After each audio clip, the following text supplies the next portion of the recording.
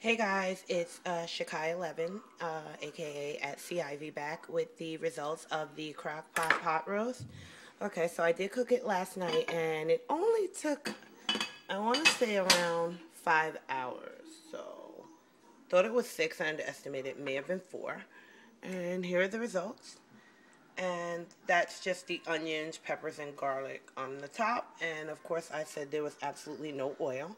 So you see the meat produced a lot of its own fat. So there's no need to add any additional grease or fat to the meat. It's ready to go. It's tender. Let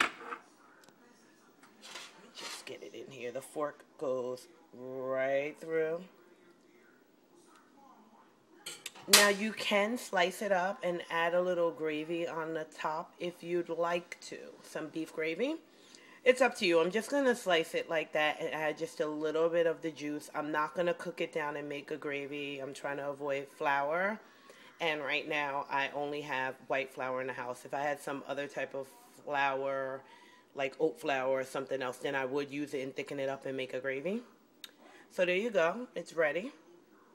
And along with that, I did make what I showed you guys yesterday. And this is my squash results. Now for the squash,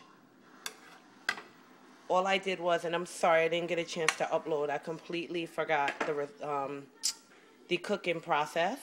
And what I did was I just browned some turkey bacon with olive oil. I cut it up into little pieces and I browned it in the pot with, just a olive oil spray. And I used the Trader Joe's one only because the only ingredient on the label is olive oil. And if you get, I used to use the Pam and the Crisco, and if you read it, there's a million ingredients in there. I don't know what any of them mean. I can't even pronounce half of them, so I don't want to eat them. So I just used the Trader Joe's olive oil spray, and it looks like this: extra virgin Italian olive oil spray. Some people also use this as an oil sheen for their hair. I know that's so off topic, but yeah, why not? It's pure olive oil. So here we go. Here are the results. The squash is nice and tender. Like I said, I used no oil. I cut up 3 cloves of garlic.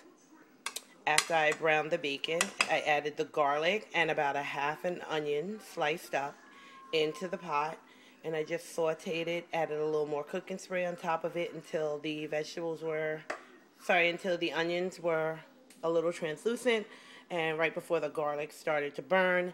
And then I just added in my squash. I stirred up the squash into the pot and I just put a lid on and let it steam itself out. It produced its own liquid, so I didn't need to add any butter or anything. So pretty much it's pretty healthy. I mean, the bacon, turkey bacon, is lower in fat. And I just used 3 strips, and it just gave it a really nice flavor. I did add a pinch of salt. I seasoned it up well with black pepper, garlic powder, and onion powder. And with that, I'm going to be serving just 2 huge yams, sweet potatoes, whatever you have, that I just nuked. I put it in the microwave for about 10 minutes. First I pricked it with a fork all over. I didn't use any butter or anything on the outside. I pricked it with a fork all over. I put it in the microwave probably about 10 minutes, and you just take the fork and you'll be able to see, just like the pot roast when it's ready. When the fork goes in all the way through very easily, it's tender, it's ready. Slice it open, have butter. If not, sometimes I put a little butter, or you can just put cinnamon on it. Sprinkle a little bit of cinnamon and just eat it like that. So that's dinner for tonight.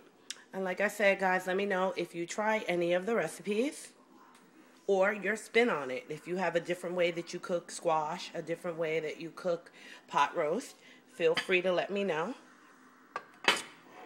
And please feel free to rate, comment, and subscribe.